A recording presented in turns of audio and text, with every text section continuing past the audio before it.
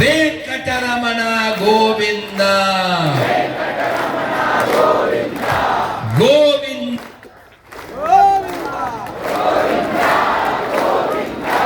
సంకటహరణ గోవింద. ఇప్పుడు చెప్పండి,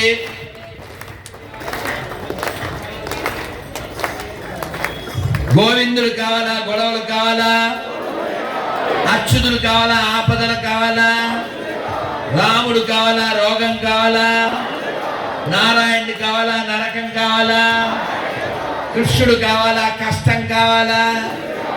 మీకేం కావాలో తెలుసు, ఎలా సంపాదించాలో తెలుసు. మధ్యాహ్నం